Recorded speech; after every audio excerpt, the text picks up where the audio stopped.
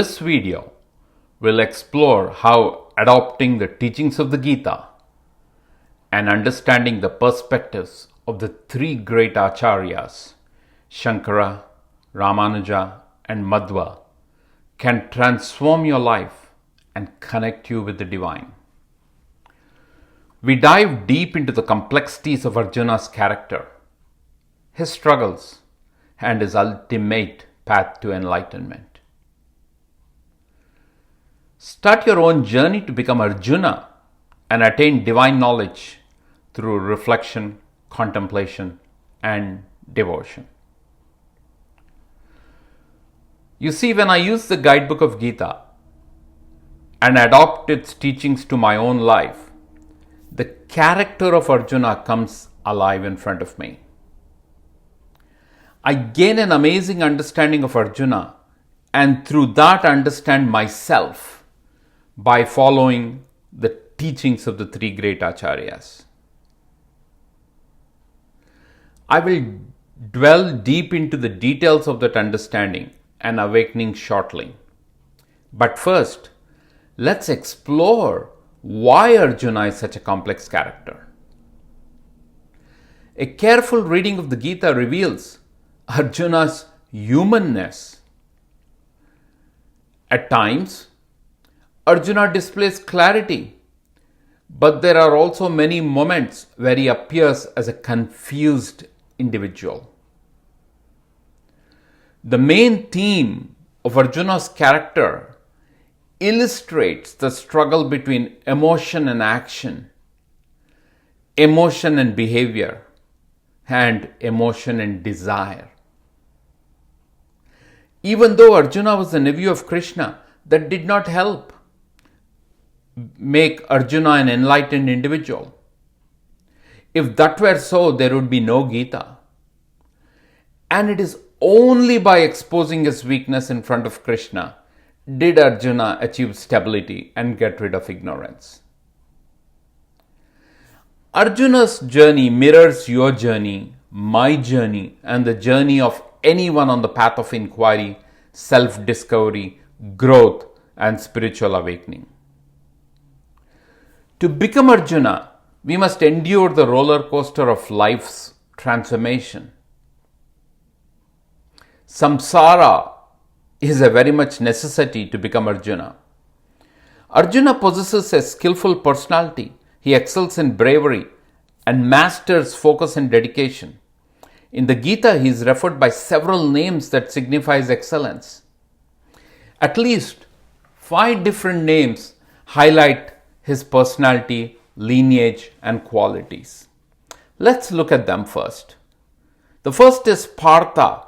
This name signifies Arjuna's heritage. It emphasizes his noble lineage and connection to the illustrious Pandava family. It also reflects his sense of duty and responsibility towards his family and heritage. The second name used in the Gita is quite important. It's called Gudakesha. In chapter 1, verse 24, Gudakesha is used for Arjuna, meaning the one who has conquered sleep. His name highlights Arjuna's discipline, focus, and dedication. It signifies his ability to remain alert and vigilant, and the qualities that you would consider are essential for a warrior. The third name used is Kaunteya. Now, this is in reference to his mother. This name Kaunteya underscores his noble birth and the values instilled to him by his mother. It emphasizes his role as a son who upholds the honor of the family. Then the name used is Dhananjaya. In chapter 7, verse 7, Dhananjaya means the winner of wealth. This name celebrates Arjuna's achievements and victories in various contests and battles. It signifies his success as a warrior. And lastly, the name of relevance used for Arjuna is Savyasachin. In chapter 11, verse 33, this name is used and it highlights Arjuna's exceptional skill as an archer, a person of dedication, emphasizes his versatility and mastery in any type of combat. It reflects his power and competence as a warrior, capable of fighting with both his hands, using all his senses. Now, while Arjuna had all the above qualities, he was also guided by his guru, his philosopher and guide Krishna. He was fortunate to have direct access to Krishna, and that direct access gives us a very good glimpse on the person Arjuna, and through that we learn to role model and become Arjuna ourselves. The single most primary characteristic that led to Arjuna's transformation was his ability to listen, contemplate the message, and pursue acceptance, and then resolve the confusion. Compare that with how many of us live our lives. We struggle with this first step of listening itself.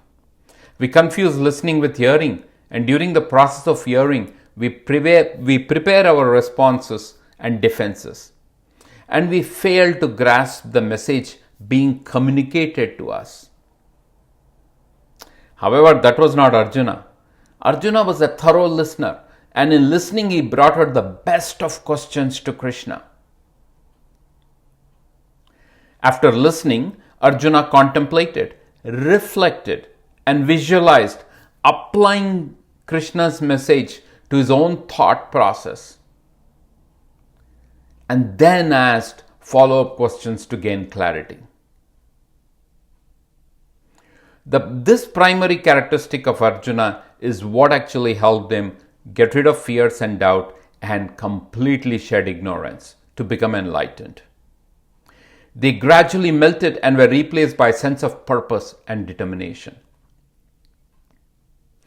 On this journey of becoming Arjuna, the three great Acharyas, Sankara, Ramanuja, and Madhwa, help us understand Krishna's teachings. You and I can become Arjuna with the guidance given by these three Acharyas. Each one of them provides a perspective. All the three perspectives are relevant, applicable, and valid. In fact, Krishna in the Gita highlights all the three perspectives.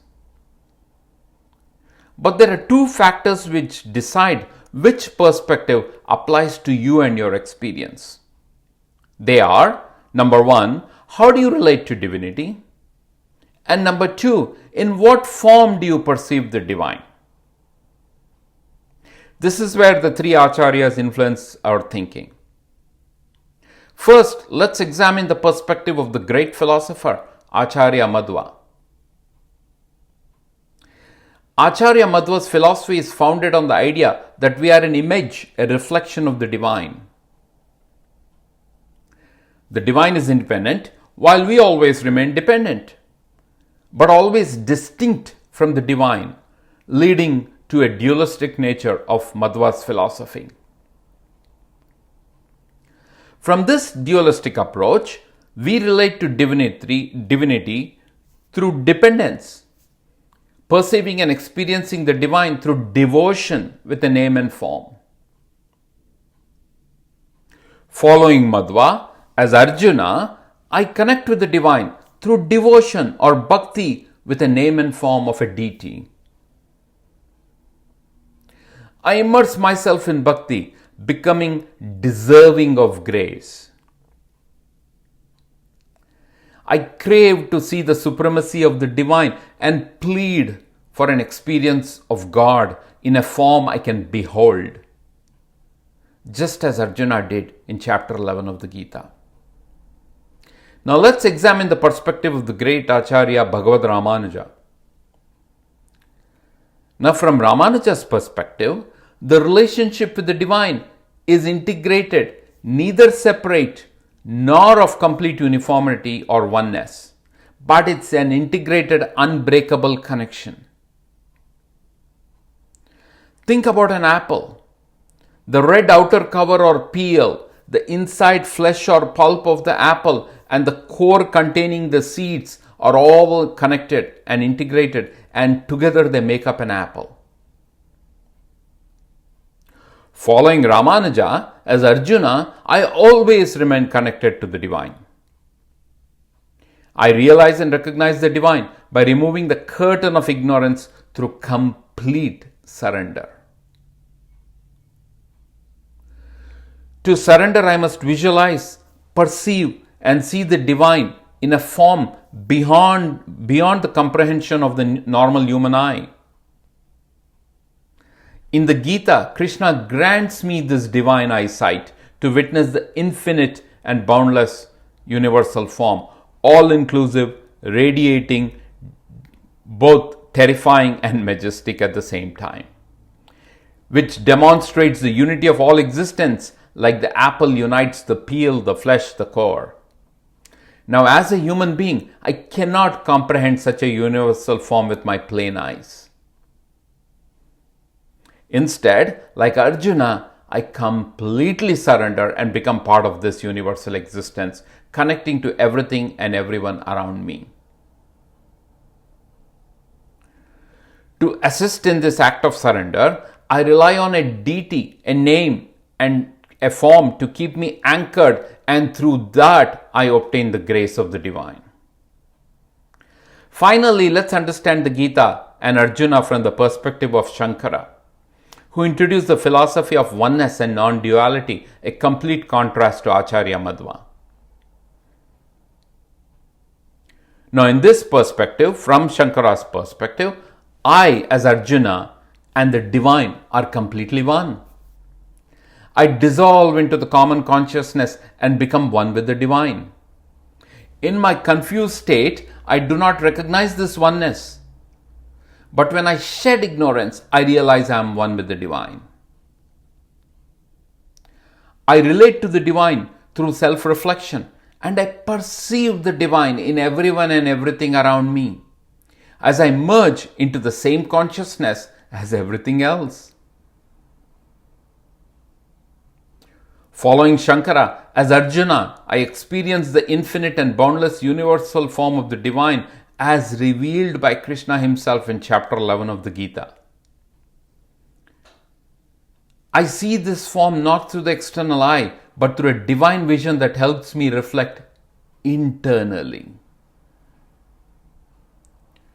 This universal form is not outside of me, it is within me. When Krishna gives the vision to see the universal form to Arjuna, it is the vision to reflect internally. I attain the divine through complete knowledge, self-reflection, and contemplation.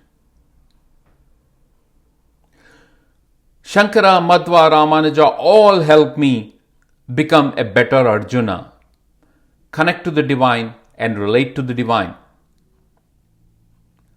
Each of those perspectives lead me to that constant contemplation and shed ignorance. Which perspective are you aligned to? Follow either one of these perspectives and you can become Arjuna. We have learnt a lot about Krishna, but it's time that we become Arjuna and gain the grace of Krishna.